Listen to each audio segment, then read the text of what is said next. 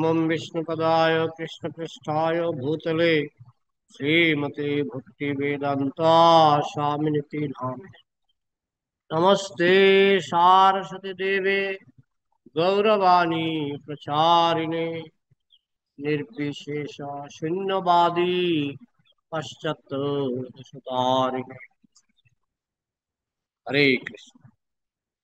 आज আমরা শ্রীমদ্ ভাগবতের তৃতীয় স্কন্ধের দ্বিতীয় ভাগ থেকে শ্রবণ করব। 31 নম্বর অধ্যায় 39 নম্বর শ্লোক। সঙ্গং ন কুর্যাৎ প্রমদাসু জাতু যোগস্য পারং পরমারুরুক্ষু মৎসেবয়া প্রতিলব্ধাত্মলাভো বদন্তি জানিরয়দারমস্য। শব্দার্থ সঙ্গম, বলুন সঙ্গম, সঙ্গ না না কুর্যাৎ করা উচিত, প্রমদাসু রমণীদের সঙ্গে, জাতু কখনো, যোগস্য যোগের, পারম পরাকাষ্ঠা, পরম সর্বোচ্চ, আরুরুক্ষু প্রাপ্ত হতে ইচ্ছুক, মৎসেবয়া আমার সেবার দ্বারা, প্রতিলব্ধ প্রাপ্ত হয়েছে, আত্মলাভ আত্মোপলব্ধি, বদন্তি তারা বলে, যা যে রমণী, নিরয় নরকের, দ্বারম দ্বার, ঐশ্য প্রগতিশীল ভক্তের জন্য, প্রগতিশীল ভক্তের জন্য। শিলা প্রভুপাদ কৃত অনুবাদ এবং তাৎপর্য। জয় শিলা প্রভুপাদ কি অনুবাদ। যিনি যোগের সর্বোচ্চ পরাকাষ্ঠা লাভ করতে চান এবং আমার সেবার দ্বারা যিনি আত্মোপলব্ধি লাভ করেছেন, তাদের কখনোই সুন্দরী রমণীর সঙ্গ করা উচিত নয়, কারণ শাস্ত্রে ঘোষণা করা হয়েছে যে ভক্তের জন্য নারী হচ্ছে নরকের দ্বার স্বরূপ। একই বিষয় আলোচিত হচ্ছে, তো আমরা তাৎপর্য থেকেও শ্রবণ করব। কিন্তু এখন কপিল দেব তিনি একই বিষয় আলোচনা করছেন, কি করে ভক্তি জীবনে নারী আমাদের ভক্তি জীবনে বাধা হতে পারে। সঙ্গং ন কুর্যাৎ সঙ্গ করা উচিত নয়। প্রমদাসু, প্রমদা মানে মানে প্রকৃষ্ট, প্রমদা যে প্রকৃষ্ট রূপে মানুষকে পাগল করে, প্রমদা প্রমত্ত করে। এই সংসারে কি জিনিস মানুষকে প্রকৃষ্ট রূপে পাগল করে? আধা পাগল নয়, বদ্ধ পাগল। কি জিনিস? বলা হচ্ছে প্রমদা। প্রমদা মানেই নারী। বলছে এই প্রমদা বা নারী পুরুষকে প্রকৃষ্ট রূপে পাগল করে, মানে বদ্ধ পাগল করে দেয়। আমরা দেখি মানুষ কিরকম পাগল হয়ে যায়, খুন করে ফেলে, একজন আরেকজনকে খুন করে ফেলে। একটা মেয়েকে দুটো ছেলে ভালোবাসে, একটা ছেলে হয়তো অন্য ছেলেকে খুন করে ফেলে। হ্যাঁ? আবার অনেকে খুন করতে পারে না, বিষ খেয়ে আত্মহত্যা করে। তার মানে কি? সে পাগল হয়ে যায়। প্রমদাস জাতু মানে কখনোই নয়, কখনোই নয়, কখনোই এইভাবে নারীর প্রতি আসক্ত হওয়া উচিত নয়। জাতু, জাতু মানে কখনোই নয়। বিশেষ করে যোগস্য পারং পরম, যারা যোগ সাধনায় পরপারে যেতে ইচ্ছুক। পারং পরম, পরম মানে সর্বশ্রেষ্ঠ। যোগ সাধনায় যারা সর্বশ্রেষ্ঠ পারে যেতে ইচ্ছুক, যেমন সমুদ্রের পার থাকে, ঠিক তেমনি ভবসাগরের একটা পার আছে। সেই পার হচ্ছে গোলক বৈকুণ্ঠ। এখন কেউ যদি ভবসাগরের পরপারে যেতে চায়, এই দুঃখ সাগরের পরপারে যেতে চায়, তাহলে তাকে সম্পূর্ণরূপে নারীর সঙ্গ বর্জন করতে হবে, নারীর প্রতি আসক্তি বর্জন করতে হবে। যোগস্য পারং পরম আরুরুক্ষু, যারা উপরে উঠতে চায়, আরুরুক্ষু মানে আরোহণ করতে ইচ্ছুক, যারা উপরে আরোহণ করতে ইচ্ছুক, মানে এই জড়জগৎ থেকে যারা গোলক বৈকুণ্ঠে আরোহণ করতে ইচ্ছুক, তার মানে কি যারা ইচ্ছুক নয় তারা করুক, যারা এই জড়জগতে থাকতে আগ্রহী থাকুক। ভগবান তো বাধা দিচ্ছেন না, তুমি জড়জগতে থাকতে চাও, থাকো থাকো থাকো থাকো, 20 বছর থাকো, কোনো অসুবিধা নেই। কিন্তু যারা জড়জগতে থাকতে চায় না, আরো রুক্ষু উপরে উঠতে চায়, তাদের পক্ষে হম তাদের পক্ষে কখনো নারী সঙ্গ করা উচিত নয়। মৎ সেবয়া, তাহলে এটার উপায় কি না? মৎ সেবয়া, আমার সেবার দ্বারা, কৃষ্ণ সেবার দ্বারা প্রথম প্রথম স্টেপ হচ্ছে কৃষ্ণ সেবার দ্বারা প্রতিলব্ধ আত্মলাভ। প্রথমে আত্মোপলব্ধি করতে হবে। আত্মোপলব্ধি না করা পর্যন্ত কোনো, এটা স্টার্টিং হলো না। সাধন ভজন সেদিনই স্টার্টিং হয় যেদিন আমরা আত্মোপলব্ধি করতে পারি। বাইবেল একটা কথা আছে, আহ, তুমি যদি সমস্ত জগৎকে লাভ করো কিন্তু আত্মাকে হারিয়ে ফেলো, তাহলে তোমার কি লাভ হলো? মানে কিছুই লাভ হলো না। তুমি যদি আত্মাকে হারিয়ে ফেলো আর সমস্ত জগৎকে লাভ করো, সমস্ত জগতের সমস্ত ধন সম্পদ তুমি লাভ করলে, কিন্তু আত্মাকে হারিয়ে ফেললে, if you have lost the soul, then what will you gain by gaining the whole world? সমস্ত জগৎকে লাভ করে তোমার লাভ হবে না যদি তুমি আত্মাকে হারিয়ে ফেলো। আমরা সকলেই আত্মাকে হারিয়ে বসে আছি। আপনি বলতে পারেন কি করে আমরা আত্মাকে হারালাম? আমি তো জানি আমি দেহ নই, আমি আত্মা। আমি কানে শুনেছি, কিন্তু সেটা আমার উপলব্ধি হয়নি। যেদিন আমি বুঝতে পারবো আমি আত্মা, সেদিন আমি মনকে কন্ট্রোল করতে পারবো, সেদিন আমি বুদ্ধিকে কন্ট্রোল করতে পারবো, সেদিন আমি চক্ষু কর্ণ নাসিকা জিহ্বা ত্বক, এই 6টি ইন্দ্রিয়কে কন্ট্রোল করতে পারবো। যেদিন আমি বুঝতে পারবো আমি আত্মা। আমি যদি বুঝতেই না পারি যে আমি আত্মা, তাহলে আত্মা দিয়ে আমি বুদ্ধিকে কি করে কন্ট্রোল করব? আত্মা দিয়ে আমি মনকে কি করে কন্ট্রোল করব? কিন্তু যখন আমি বুঝতে পারবো আমি অত্যন্ত শক্তিশালী আত্মা, তখন কিন্তু কন্ট্রোল করা সম্ভব। এই জন্য বলা হচ্ছে প্রথমে আত্মলাভ, প্রথমে আত্মাকে জানতে হবে। আত্মানং বিদ্ধি, আত্মানং বিদ্ধি, প্রথমে নিজেকে জানো। নিজেকে না জানলে তুমি কোনো কিছুই কন্ট্রোল করতে পারবে না। কারণ আগে চেনো তুমি অনেক শক্তিশালী। বন্যী সূর্য সহস্রাভ্যাং বলছেন, 1000 সূর্যের মধ্যে যে শক্তি, 1000 সূর্যের মধ্যে যে শক্তি, সেই শক্তি রয়েছে আত্মার মধ্যে। 1000 সূর্যের মধ্যে যে শক্তি, সেই শক্তি রয়েছে আত্মার মধ্যে। তারপর আমরা বলি মনকে কন্ট্রোল করতে পারবো না, বুদ্ধিকে কন্ট্রোল করতে পারবো না, ইন্দ্রিয়কে কন্ট্রোল করতে পারবো না। আরে তুমি তোমার শক্তিকে জানো? তোমার মধ্যে বন্যী সূর্য সহস্রাভ, 1000 সূর্যের শক্তি, 1000 সূর্যের শক্তি তোমার মধ্যে আছে। তুমি কি জানো সেটা? তো যদি না জানি আমি ভাববো দুর্বল। যেমন হাতি, হাতি সে, তার চোখগুলি সবচেয়ে ছোট না? হাতির চোখ খুব ছোট। হাতি মনে করে আমি খুব ছোট প্রাণী, কারণ সে তো নিজের শরীরটা দেখতে পায় না। সে নিজের শরীরটা দেখতে পায়, তো সে মনে করে আমি খুব ছোট প্রাণী। তাই একটা বাচ্চা ছেলেও তাকে অনেক সময় দড়ি দিয়ে বা শিকল দিয়ে বেঁধে এক জায়গা থেকে আরেক জায়গায় নিতে পারে, কারণ সে মনে করে আমি খুবই ক্ষুদ্র প্রাণী। কারণ সে তো, তার চোখ ছোট, সে নিজের শরীরটাই দেখে না, তো সে মনে করে আমি খুব ক্ষুদ্র প্রাণী। সে যদি তার নিজের শরীরটা দেখতো, তাহলে সে কাউকে ভয় পেত না। মানুষও যখন আত্মাকে দেখে না, যখন মানুষ আত্মাকে দেখে না, সে কিছুই করতে পারে না। সে মনে করে আমি দুর্বল।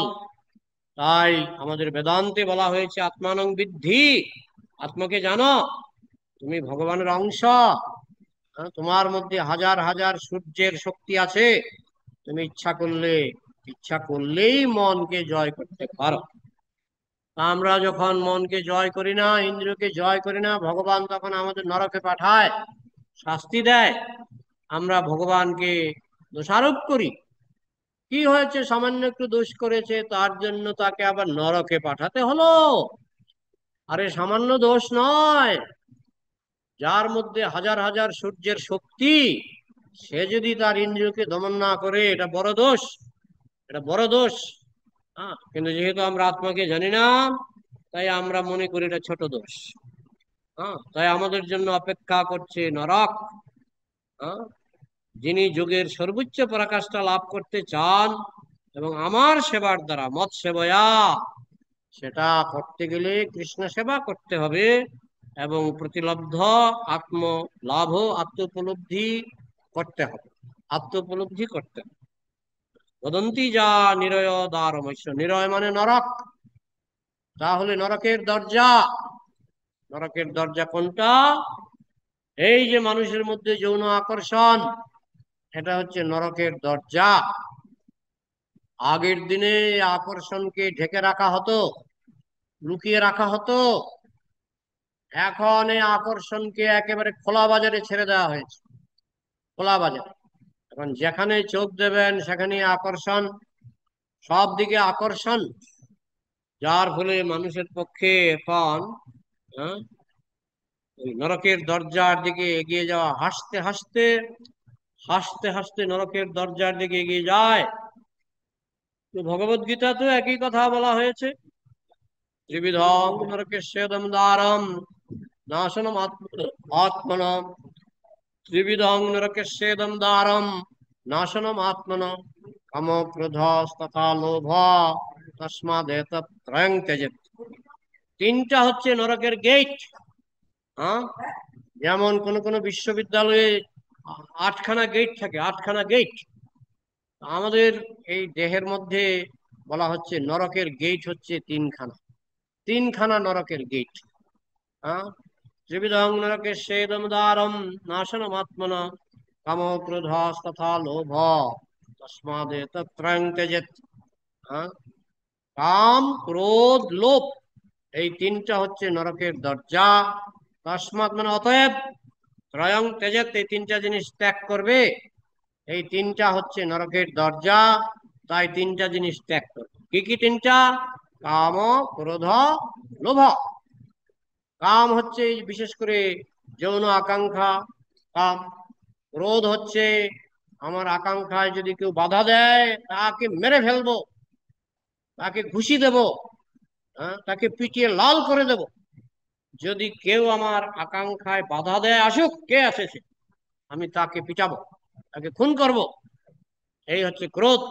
কামনায় বাধা পেলে ক্রোধের উদয় হয়, কামনায় বাধা পেলে ক্রোধের উদয় হয়। কাম ক্রোধ তথা লোভ, আর কামনা ভোগ হয়ে গেলে লোভ, লোভ। হ্যাঁ, একজন পুরুষ একজন নারীর সঙ্গ করে আবার লোভ হয়, আরেকটা নারী যদি পেতাম, এই হচ্ছে লোভ। হ্যাঁ, এইভাবে কাম ক্রোধ লোভ, এই তিনটা জিনিস হচ্ছে ত্রিবিধং নরকেশ্বরম দ্বারম, এই তিনটা হচ্ছে নরকের দরজা। আর এখনো কপিল দেব একই কথা বলছেন। গীতাতে যে কথা আছে, ভাগবতে কপিল দেব একই কথা বলছেন। নিরয়স্য দা, নিরয় দ্বারমস্য, নিরয় মানে নরক, দ্বারম মানে দরজা, ঐশ্য মানে এই নারী সঙ্গ। এখন এই কথা শুনে অনেক সময় কিছু কিছু মহিলা মনে করে ও নারীর দোষ, পুরুষের দোষ নাই। না, পুরুষেরও দোষ আছে, নিশ্চয়ই দোষ আছে। হ্যাঁ, নারীর পক্ষে পুরুষ মায়া, পুরুষের পক্ষে নারী মায়া। কিন্তু তারপরও বলা হয়েছে শাস্ত্রে, এবং এটা সে অস্বীকার করতে পারে না, যে দৈহিক আকর্ষণটা স্ত্রী দেহে বেশি। হ্যাঁ, স্ত্রী দেহে বেশি, পুরুষ দেহে দৈহিক আকর্ষণটা মানে আমি যেটা বোঝাতে চাইছি, মানে পুরুষের দেহ দেখে কেউ আকৃষ্ট হয় না, পুরুষের দেহ দেখে কেউ আকৃষ্ট হয় না। এই জন্য বলা হচ্ছে পুরুষের দেহে মায়ার ভাবটা একটু কম আছে। কিন্তু নারী দেহে এই আকর্ষণটা বেশি, চুম্বকের শক্তি নারী দেহে বেশি। এই জন্য বলা হয়েছে যে যারা ভবসাগরের পরপারে যেতে ইচ্ছুক তাদের কখনোই সুন্দরী রমণীর সঙ্গ করা উচিত নয়। সেই যে শ্লোকটা, নিষ্কিঞ্চনস্য ভগবৎ ভজনোন্মুখস্য, নিষ্কিঞ্চনস্য ভগবৎ ভজনোন্মুখস্য পারং পরং জিগমিষুর ভবসাগরস্য সন্দর্শনং বিষয়নাং অথ যোষিতাঞ্চ হা হন্ত হন্ত বিষভক্ষণতপি অসাধু। নিষ্কিঞ্চনস্য, যে নিষ্কিঞ্চন সাধু, সত্যিকারের সাধু। নিষ্কিঞ্চন মানে যার কোনো কিছুই নাই, কৃষ্ণ ছাড়া, কৃষ্ণ ছাড়া আর কোনো কিছুই নাই, নিষ্কিঞ্চন। আমরা বলি না নিষ্কিঞ্চন বাবাজি, মানে তার কিছুই নাই। একদম নিঃসম্বল, তার কোনো টাকা পয়সা নাই। নিষ্কিঞ্চন, তার বাড়ি ঘর নাই, কিছুই নাই। নিষ্কিঞ্চনস্য ভগবত ভজন উন্মুখস্য, কিন্তু সে ভগবত ভজনে খুব উন্মুখ। ভগবত ভজন উন্মুখস্য, তিনি ভগবত ভজনে, কৃষ্ণ ভজনে উন্মুখ। নিষ্কিঞ্চনস্য ভগবত ভজন উন্মুখস্য পারং পরং জিগমিষুর ভবসাগরস্য, এবং তিনি ভবসাগরের পরপারে যেতে ইচ্ছুক। ভবসাগরের পরপার হচ্ছে বৈকুণ্ঠ গোলক, তিনি ভবসাগরের পরপারে যেতে ইচ্ছুক। দেখুন এখানে একই কথা বলা হচ্ছে, যোগস্য পারং পরম আরো রুক্ষু। তিনি যোগের পরপারে যেতে আগ্রহী, তিনি যোগ সিদ্ধির পরপারে যেতে আগ্রহী। আমাদের কাছে যোগ মানে ভক্তি যোগ। এইরকম নিষ্কিঞ্চন ভক্ত, যিনি ভক্তি যোগের মাধ্যমে এই সংসারের পরপারে যেতে আগ্রহী, এই ভবসাগরের পরপারে যেতে আগ্রহী। নিষ্কিঞ্চনস্য ভগবত ভজনোন্মুখস্য পারং পরং জিগমিষুর ভবসাগরস্য, যিনি এই ভবসাগরের পরপারে যেতে আগ্রহী। সন্দর্শনং বিষয়িনাম অথ যোষিতাঞ্চ, তিনি যদি বিষয়ীর সঙ্গ করেন, বিষয়ী মানে কামিনী কাঞ্চনে যে আসক্ত পুরুষ, কামিনী কাঞ্চনে আসক্ত যে পুরুষ, তিনি যদি সেই পুরুষের সঙ্গে মেলামেশা করেন, তার 12টা বাজলো, তার 12টা বাজলো, তার সাধন ভজন গোল্লায় যাবে। অথ যোষিতাঞ্চ, অথবা তিনি যদি নারীর সঙ্গ করেন, তাহলে তার 12টা বাজলো, তিনি নরকে যাবেন। অথ যোষিতাঞ্চ হা হন্ত হন্ত, হায় হায় হায় হায়, কি মহা লোকসান হয়ে গেল, কি মহা লোকসান হয়ে গেল। হা হন্ত হন্ত, কি মহা লোকসান হয়ে গেল। হা হন্ত হন্ত বিষভক্ষণ তো অসাধু। সে যদি তার আগে বিষ খেত আরো ভালো হতো, সে যদি আগে বিষ খেয়ে নিত তাহলে আরো ভালো হতো। বিষ খেলে মানুষ একবার মরে, কিন্তু এই কামনা, কাম ক্রোধ লোভের সঙ্গে মানুষ কোটি কোটি বছর জন্ম মৃত্যুর চক্রে ঘুরে বেড়ায়। তাই বিষ খেলে ভালো ছিল, এটাই এই শ্লোকে বলা হচ্ছে। মহাপ্রভু বলছেন সর্পাদমপি ভেতব্যম, সর্পাদপি ভেতব্যম, সাপের মতো ভয় করতে হবে। নারী সঙ্গ পুরুষ সঙ্গ সাপের মতো ভয় করতে হবে। মনে আছে আমার, আমি যখন গুরুকুলে ছিলাম, একজন একটা প্লাস্টিকের সাপ কিনেছিল, প্লাস্টিকের সাপ। একজন একটু দুপুরবেলা একটু বিশ্রাম করছে, আর একটা ছেলে এসে প্লাস্টিকের সাপটা তার গায়ের উপর দিয়ে দিল, প্লাস্টিকের সাপ। আমার সাথে লাফ দিয়ে উঠেছে, তারপরে দেখে না হয় প্লাস্টিকের সাপ, ঠিক আছে ঠিক আছে, পালিশ আছে তো, সাপটা খুব পালিশ।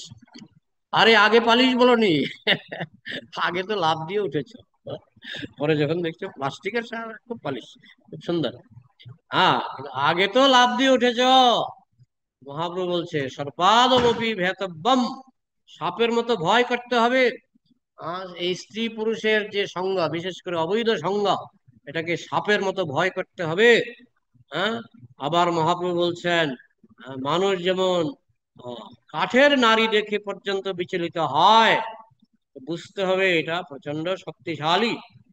প্লাস্টিকের সাপ দেখে মানুষ যেমন অনেক সময় চমকে ওঠে, প্লাস্টিকের সাপ দেখে, ঠিক তেমনি সর্পাদপি ভেতব্যম, সাপের মতো ভয় করতে হবে। হ্যাঁ, এই নারী পুরুষের আকর্ষণকে সাপের মতো ভয় করতে হবে, না হলে কি হবে, না হলে নরকে চলে যাবে, না হলে নরকে চলে যাবে। যোগের পরাকাষ্ঠা হচ্ছে পূর্ণ কৃষ্ণ ভক্তি।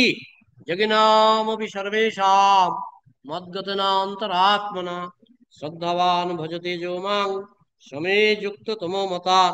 কৃষ্ণ ভক্তি হচ্ছে যোগের শেষ মাথা। সেই কথা ভগবদ্গীতায় প্রতিপন্ন হয়েছে। যিনি সর্বদা ভক্তি সহকারে শ্রীকৃষ্ণের কথা চিন্তা করেন, তিনি হচ্ছেন সমস্ত যোগীদের মধ্যে সর্বশ্রেষ্ঠ। শ্রীমদ্ ভাগবতের প্রথম স্কন্ধের 2য় অধ্যায়ে উল্লেখ করা হয়েছে, কেউ যখন পরমেশ্বর ভগবানের সেবা সম্পাদন করার ফলে জড়কলুষ থেকে মুক্ত হন, তিনি তখন ভগবত তত্ত্ব বিজ্ঞান হৃদয়ঙ্গম করতে পারেন। জড়কলুষ থেকে মুক্তি না হওয়া পর্যন্ত ভগবত তত্ত্ব বিজ্ঞান হৃদয়ঙ্গম করা সম্ভব নয়। জড়কলুষ থেকে আগে মুক্ত হতে হবে। আর সবচেয়ে বড় জড়কলুষ হচ্ছে এই নারী পুরুষের আকর্ষণ। দেখুন, কপিল দেব গত কয়েকদিন ধরে এই যে শ্লোকগুলি আমরা পড়লাম, একই বিষয় নিয়ে তিনি বারবার বলছেন। এখানে প্রতিলব্ধ আত্মলাভ শব্দটির উল্লেখ করা হয়েছে। প্রকৃত স্বরূপ, যে আমি দেহ নই, আমি আত্মা, এটাকে বলে আত্ম উপলব্ধি। আত্ম উপলব্ধি, আমি দেহ নই, আমি আত্মা। তো আত্মা কেমন না আমরা আলোচনা করছিলাম যে বন্যী সূর্য সহস্রেভ্য, 1000 সূর্যের শক্তি হচ্ছে আত্মার শক্তি। তাহলে আত্মা ইচ্ছা করলে অনেক কিছু করতে পারে, কিন্তু আত্মাকে যখন মায়ার ভূতে ধরে, পিশাচি পাইলে যেন মতিচ্ছন্ন হয়, মায়াগ্রস্ত জীবের হয় সে ভাব উদয়। এই আত্মা তোমার মধ্যে 1000 সূর্যের শক্তি আছে, কিন্তু তুমি মায়ার প্রভাবে, মানুষকে যেমন পিশাচি পাইলে যেন মতিচ্ছন্ন হয়, ভূতে ধরলে যেমন মানুষ কিছু বুঝতে পারে না, ঠিক সেই রকম মানুষ বুঝতে পারে না যে মানুষের মধ্যে যে আত্মা রয়েছে, সেই আত্মার শক্তি হচ্ছে 1000 সূর্যের শক্তি। এটা মানুষ বুঝতে পারে না। তাহলে সে কি করে না, সে আত্মোপলব্ধি করতে পারে না। সে মনে করে আমি হচ্ছে এই দেহ, আর দেহের কোনো শক্তিই নাই। হ্যাঁ, দেহটাকে সাকার বলে মনে হয়। প্রভুপাদ ঈশোপনিষদে বলেছেন দেহটা নিরাকার, আত্মা সাকার। দেহটা নিরাকার বলে কেন, এটা তো পুড়িয়ে ফেললে এটা ছাই হয়ে যায় এক মুঠো, তখন আর কি, এটার কোনো আকারই আমরা খুঁজে পাই না। হ্যাঁ, দেহটা নিরাকার, কিন্তু দেহটার যে এখন বর্তমান আকার আমরা দেখতে পাচ্ছি, তার কারণ হচ্ছে ভেতরে রয়েছে সাকার আত্মা। আত্মা সাকার, আত্মা সাকার, এবং তার মধ্যে অনেক শক্তি রয়েছে। তাই আমাদের বেদান্তে বারবার বলা হচ্ছে আত্মানং বিদ্ধি, নিজেকে জানো। সাধারণত বদ্ধ জীবাত্মা তার আত্মা বা প্রকৃত স্বরূপকে হারিয়ে ফেলেছে। যেটা বাইবেলে বলা হয়েছে যে মানুষ যদি সমস্ত জগৎকে লাভ করে, কিন্তু সে যদি তার আত্মাকে হারিয়ে ফেলে, তাহলে সে কিছুই লাভ করলো না। আত্মাকে জাগ্রত রাখতে হবে, জীব জাগো, জীব জাগো। আত্মা যদি জেগে থাকে, আত্মা সবচেয়ে বেশি শক্তিশালী। তার থেকে কম শক্তিশালী হচ্ছে বুদ্ধি। আত্মা যদি জেগে থাকে, সে বুদ্ধিকে নিয়ন্ত্রণ করবে। বুদ্ধি যদি জেগে থাকে, বুদ্ধির থেকে কম শক্তিশালী হচ্ছে মন, তাই বুদ্ধি মনকে নিয়ন্ত্রণ করবে। মন যদি জেগে থাকে, মনের থেকে কম শক্তিশালী হচ্ছে পঞ্চ ইন্দ্রিয়া, তাই মন পঞ্চ ইন্দ্রিয়কে কন্ট্রোল করবে যদি সে জেগে থাকে। আর যদি সে ঘুমিয়ে যায়, মন ঘুমিয়ে যায়, বুদ্ধি ঘুমিয়ে যায়, আত্মা ঘুমিয়ে যায়, তারা কেউ কিছু করতে পারবে না। তাই প্রথমে আত্মোপলব্ধি করতে হবে, জীব জাগো। কিন্তু যারা পারমার্থবাদী, তারা আত্মাকে উপলব্ধি করেছেন। এখানে নির্দেশ দেওয়া হয়েছে যে এই প্রকার আত্মোপলব্ধ ব্যক্তি, যিনি যোগের সর্বোচ্চ সিদ্ধি লাভ করতে চান, তিনি কখনোই যুবতী রমণীর সঙ্গ করা, তার কখনোই যুবতী রমণীর সঙ্গ করা উচিত নয়। কিন্তু আধুনিক যুগে বহু পাষণ্ডী আছে যারা পরামর্শ দেয় যে উপস্থ যখন রয়েছে, তখন যত ইচ্ছা স্ত্রী সম্ভোগ করা উচিত। পাষণ্ডীরা যুক্তি দেখায়, আরে ভগবানই তো এগুলি বানিয়েছে, ভগবানই তো এগুলি বানিয়েছে, ভগবানই তো নারী পুরুষ সৃষ্টি করেছে, তো এইগুলি ভগবান এমনি এমনি বানিয়েছে নাকি? ভগবান বলেছেন তিনি কেন বানিয়েছেন। হ্যাঁ, ধর্ম বিরুদ্ধ ভূতেষু, ধর্ম অবিরুদ্ধ ভূতেষু কামস্মি ভরতর্ষ ভরতর্ষভ। হে ভরতর্ষভ অর্জুন, জেনে রাখবে মানুষের মধ্যে যে কাম, সেটা যদি ধর্ম বিরোধী না হয়, অর্থাৎ বিবাহিত জীবনে কেউ যদি সন্তান উৎপাদন করতে চায়, সেটা হচ্ছে ধর্মসম্মত কাম, সেটা পুণ্য, সেটা পুণ্য। শ্রীমৎ ভক্তি সিদ্ধান্ত সরস্বতী ঠাকুর বলতেন, আমি ব্রহ্মচারী, কারণ আমি কৃষ্ণ ভক্ত সন্তান উৎপাদন করার সাহস আমার হয় না। আমি যদি কৃষ্ণ ভক্ত সন্তান উৎপাদন করার গ্যারান্টি পেতাম, তাহলে আমি হাজার হাজার বিয়ে করতাম। দেখুন কথাটা, আমি যদি কৃষ্ণ ভক্ত সন্তান উৎপাদন করার সাহস পেতাম, তাহলে আমি হাজার হাজার বিয়ে করতাম, হাজার হাজার সন্তান উৎপাদন করতাম। কিন্তু যেহেতু আমার সাহস হয়নি, তাই আমি ব্রহ্মচারী হয়ে গেছি। ভক্তি সিদ্ধান্ত সরস্বতী ঠাকুরের বিনয়, তিনি ছিলেন নৈষ্ঠিক ব্রহ্মচারী। হ্যাঁ, যদি সন্তান উৎপাদনের জন্য কেউ বিবাহ করে, সেটা পুণ্য, সেটা পুণ্য। অন্যথায় শুধুমাত্র ভোগবিলাসের জন্য যারা বিবাহই করুক কিংবা বিবাহ বহির্ভূত যৌন জীবনে লিপ্ত হোক, হ্যাঁ, তারা হচ্ছে, তারা জীবনটাকে ধ্বংস করছে। তারা যুক্তি দেখায় ভগবানই তো বানিয়েছে, ভগবানই তো মদ বানিয়েছে, ভগবানই তো দুধ বানিয়েছে, তুমি মদটা কেন খাও? মদ তো ওষুধে দেয়, হ্যাঁ ওষুধে, ঠিক আছে। ঠিক তেমনি বিবাহিত বিবাহিত জীবনে সন্তান উৎপাদন পর্যন্ত ঠিক আছে, কিন্তু তার বাইরে যে কাম, সেটা হচ্ছে ভগবানের আইন অমান্য করা। সাপের বীজ দিয়েও তো ইঞ্জেকশন তৈরি হয়, ওষুধ তৈরি হয় সাপের বীজ। হ্যাঁ, তাহলে সাপের বীজ দিয়েও তো ওষুধ তৈরি হয়।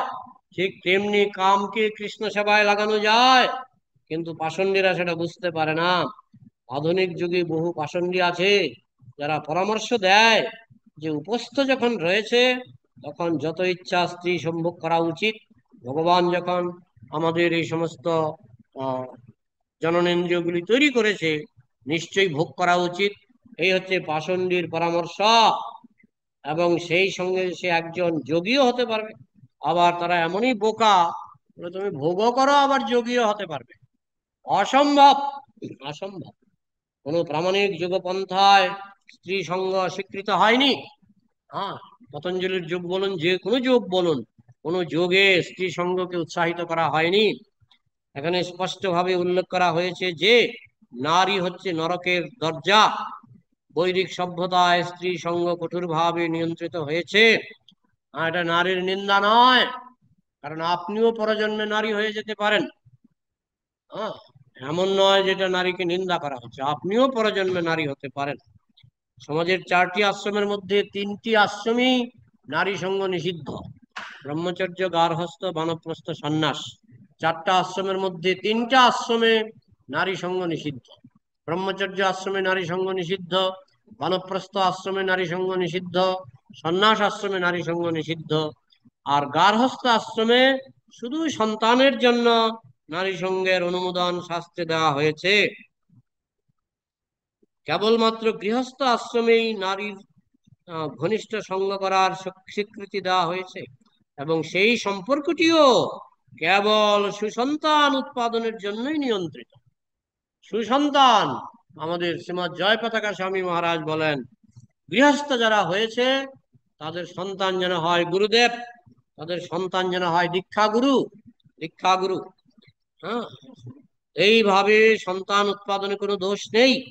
কিন্তু কেউ যদি চিরকালের জন্য এই জড়জগতে থাকতে চায়, তাহলে সে অবাধে স্ত্রী সঙ্গ করতে পারে। ভগবান নিষেধ করছেন না।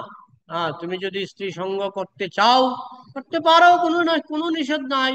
তোমাকে কোটি কোটি বছর জেলখানার ভিতরে পরে থাকতে হবে, মাঝে মধ্যে নরকে যেতে হবে, থাকো, থাকো। ভগবান বাধা দিচ্ছেন না, যথেচ্ছসি তথা করু, তোমার যা খুশি তাই করো, যা খুশি তাই করো। তো যাই হোক, এখন আমরা প্রশ্ন উত্তর নেব। কারো যদি কিছু প্রশ্ন থাকে, আজকে 27 জন আছে অনলাইনে, তো কারো যদি কিছু প্রশ্ন থাকে আলোচনা। কারো কিছু প্রশ্ন আছে কি? হরে কৃষ্ণ প্রভু, ধন্যবাদ, প্রণাম। রূপেশ্বর গোপাল ফ্রম বাংলাদেশ, না বাংলাদেশ থেকে? না না, বাংলাদেশ না, মুর্শিদাবাদ প্রভু। ও, মুর্শিদাবাদ। বলো। হ্যাঁ, বলছি প্রভু যে আপনি বললেন যে আহ স্ত্রী থেকে সবসময় দূরে থাকতে হবে। তো আমি প্রভুপাদের একটা প্রবচনে শুনেছিলাম যে স্ত্রী মানে নিজের স্ত্রী যদি বন্ধু হয়, মানে ভক্ত হয়, তাহলে ওটার থেকে বেশি আর ভক্তি করতে বন্ধু আর বেশি ভালো পাওয়া যাবে না, এরকম একটা শুনেছি। হ্যাঁ, না, সে তো বিবাহিত জীবনকে পুণ্য বলা হয়েছে। বিবাহিত জীবন হচ্ছে পুণ্যময় জীবন, শুধু শৃঙ্খল যৌন জীবনকে বলা হয়েছে পাপ।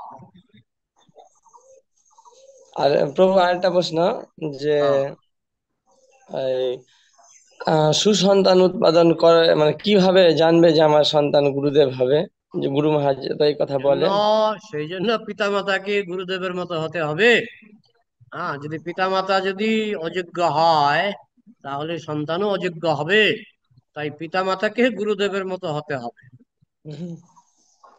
ঠিক ঠিক আছে। আছে প্রভু, আমরা গৃহস্থ আশ্রমে প্রবেশ করবো, এখনো করিনি। হ্যাঁ, ওই জন্য হ্যাঁ, আমি জানছি না। ঠিক ঠিক আছে। আছে, হরে কৃষ্ণ। আর কারো কিছু প্রশ্ন? হ্যাঁ, হ্যাঁ, হরে কৃষ্ণ প্রভু। এখানে একটা হরে প্রশ্ন কৃষ্ণ। আছে আছে মাতাজি, আমি একটু পরে আসছি। হ্যাঁ, বলুন বলুন। হরে হ্যাঁ, হ্যাঁ, এইটা কোন শাস্ত্রে আছে আমি জানি না। আমি যখন উড়িষ্যায় গেছিলাম, উড়িষ্যার মন্দিরে বেশি। হ্যাঁ, কিন্তু কিন্তু ভারত আমাদের বঙ্গদেশে পশ্চিমবঙ্গের মন্দিরে আমি দেখিনি। হ্যাঁ, হ্যাঁ, হ্যাঁ, সেই জন্য এসব লাগে না, কিন্তু কিন্তু আমাদের শাস্ত্রে আমি কোথাও পাইনি, শাস্ত্রে পাইনি। এটা কে করেছে আমি জানি না, কিন্তু আমাদের পশ্চিমবঙ্গে নেই। হ্যাঁ, হ্যাঁ, আমাদের পশ্চিমবঙ্গে নেই, আমাদের পশ্চিমবঙ্গে নেই। তো যাই হোক, এটা কেন করেছে আমি জানি না, কিন্তু শাস্ত্রে পাইনি। হ্যাঁ,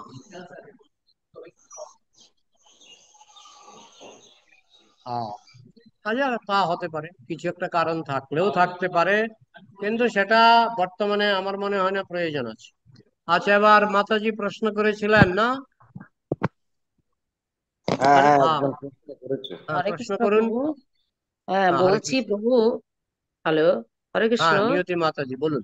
হ্যাঁ, বলছি এই যে বারবার যে এইটা একদম মানে প্রমিনেন্ট করে কথাটা বলা হচ্ছে, নারী নরকের দ্বার স্বরূপ। এবং হ্যাঁ, পরে আপনি বললেন যে এটাকে কোনো আলোচনা বা এটাকে কোনো খারাপ এতে ইঙ্গিত করা হচ্ছে না। কিন্তু হ্যাঁ, সেখানে আমি বলছি যে যদি এই প্রশ্ন এটা যদি রাখা হতো যে পুরুষের অসংযমতাটাই হচ্ছে মানে এটা খুব বিকৃত, মানে এই কথাটা যদি বেশি করে বলা হতো, আমার মনে হয় না যে মানে আমাদের খুবই মানে এটা মনে হয় নারীকে একদম মানে খুব মানে যাচ্ছে তাই করে মানে উদাহরণস্বরূপ করে একদম এতে মানে বলিকাঠে তোলা হচ্ছে এই কথাটাতে আর কি, নারী নরকের দ্বার স্বরূপ। কিন্তু হ্যাঁ, সেখানে পুরুষরাই তো সেখানে তাদের মানে বিকৃত মানে যৌন সঙ্গম হোক, বিকৃত ইন্দ্রিয় সংযমের জন্য হুম, নারীকে এখানে তুলে ধরা হচ্ছে। কিন্তু সেখানে নারীর জায়গায় যদি পুরুষকে এই কথাটা বলা হতো যে তার মানে অসংযমতার জন্য হুম। নারী হচ্ছে, সেটা যদি বলা হতো আমার মনে হয় সেটা আমাদেরও ভালো লাগতো। হ্যাঁ, হ্যাঁ, এটা হলে এখন নারী, দেখুন, কিন্তু শাস্ত্র নারী, শাস্ত্র দিয়েছেন ভগবান, শাস্ত্রটা দিয়েছেন ভগবান। কিন্তু এখন প্রভু আমার যে একটা জিনিস আমার পছন্দ হতে পারে, অপছন্দ হতে পারে, কিন্তু শাস্ত্রটা দিয়েছেন ভগবান, এবং তার পেছনে হ্যাঁ প্রভু, কারণ আছে। হ্যাঁ কারণ প্রভু, হলো, একজন পুরুষ যখন খালি গায়ে ঘোরাফেরা করে, হ্যাঁ, তার দ্বারা কোনো নারী কিন্তু আকৃষ্ট হয় না, তাই না? এই জন্য আমাদের ভারতবর্ষে এখনো আজও শত শত পুরুষ খালি গায়ে ঘোরাফেরা করে। হ্যাঁ, কিন্তু একজন নারী কিন্তু সেটা পারবে না, কারণ তার দেহটাই হচ্ছে এমন যে এটা আহ, বিপরীত লিঙ্গকে আকৃষ্ট করে। তাই ভগবান পুরুষকে সাবধান করছেন যার ফলে পুরুষ কিন্তু রাত্র 12টা 1টার সময় শহরে ঘুরে চলে আসবে। একটা পুরুষ লোক রাত্র 12টা 1টার সময় শহর ঘুরে চলে আসবে, কিন্তু একটা নারী কিন্তু সেটা পারবে না।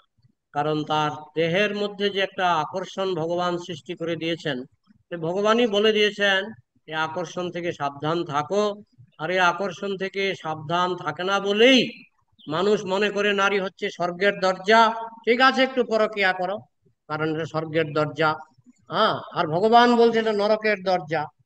হ্যাঁ, আর মানুষ বলছে এটা স্বর্গের দরজা, তাই একটু পরকিয়া করে একটু স্বর্গ সুখ পাও। কিন্তু এটা যে নরকের দরজা এটা ভগবান না বললে আমরা বুঝবো কি করে? এটা যে স্বর্গের দরজা নয়, এটা যে নরকের দরজা, এটা যদি ভগবান যদি দয়া করে বলে না দেন, তো মানুষ বুঝবে কি করে? যাই হোক, ভগবানের কথা মাথা পেতে নেওয়াটাই বুদ্ধিমানের কাজ। আধুনিক যুগে তারা যেমন নারী স্বাধীনতার নামে আমেরিকায় যা হচ্ছে, নারী স্বাধীনতার নামে আমেরিকার নারীদের বলা হয় সবচেয়ে পরাধীন। আমেরিকার নারীরা হচ্ছে সবচেয়ে পরাধীন। আর ভারতে যে সমস্ত নারীরা খুব সুন্দরভাবে তারা লজ্জা শরম নিয়ে তারা যেইভাবে ভারতে আছে, তারা সবচেয়ে বেশি স্বাধীন, তারা সবচেয়ে বেশি স্বাধীন। কিন্তু আমেরিকার নারীরা হয়ে গেছে আজ সবচেয়ে বেশি পরাধীন। জাপানের নারীরা আজ হয়ে গেছে সবচেয়ে বেশি পরাধীন। কারণ তারা মনে করে আমরা যদি রাত্র 1টার সময় আমরা যদি পুরুষের মতো বাইরে ঘুরে বেড়াই, তাহলে আমরা হব পুরুষের সমকক্ষ। তাই তারা পুরুষের মতো যেমন প্যান্ট পরে না, জিন্স, যদিও পুরুষ শাড়ি পরে না, পুরুষ শাড়ি পরে না, কিন্তু নারীরা কিন্তু প্যান্ট পরছে।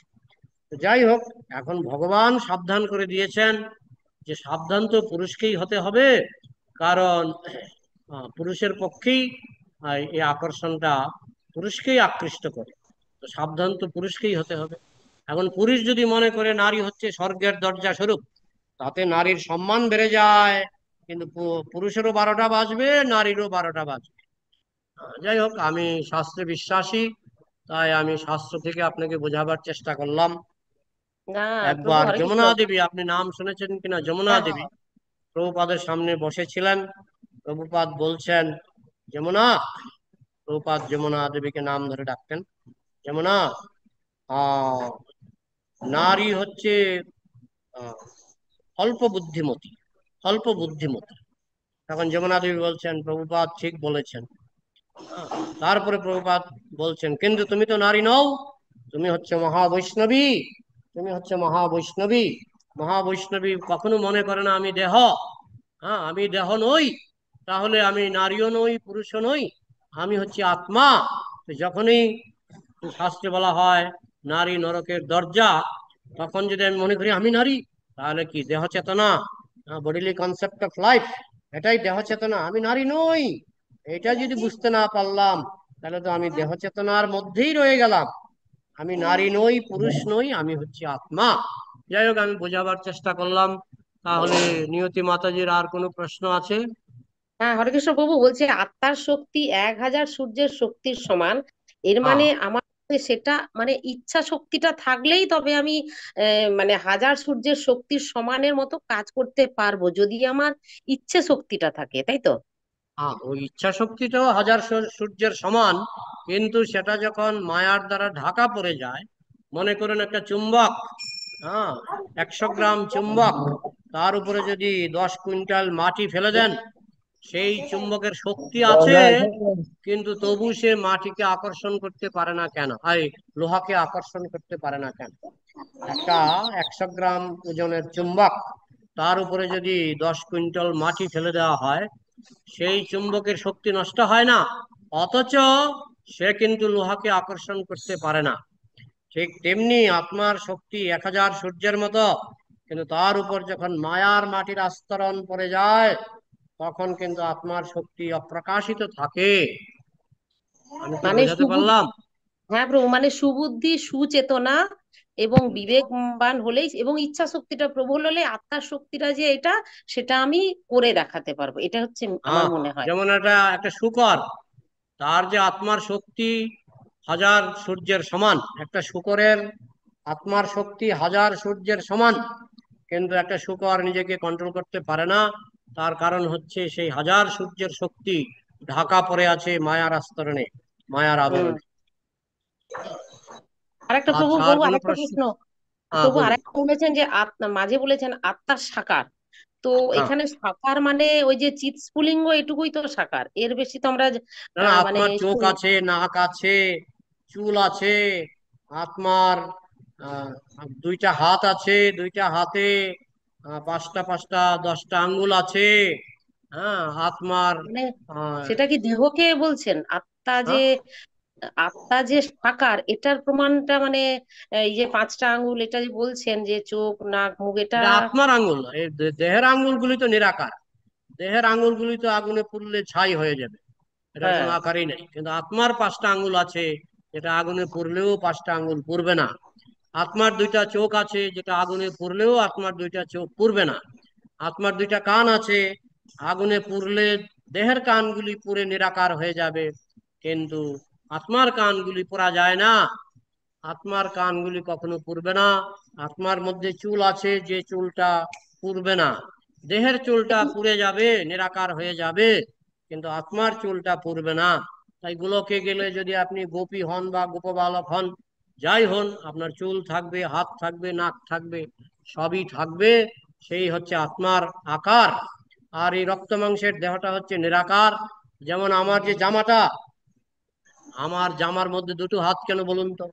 আমার জামার মধ্যে 2টো হাত কেন?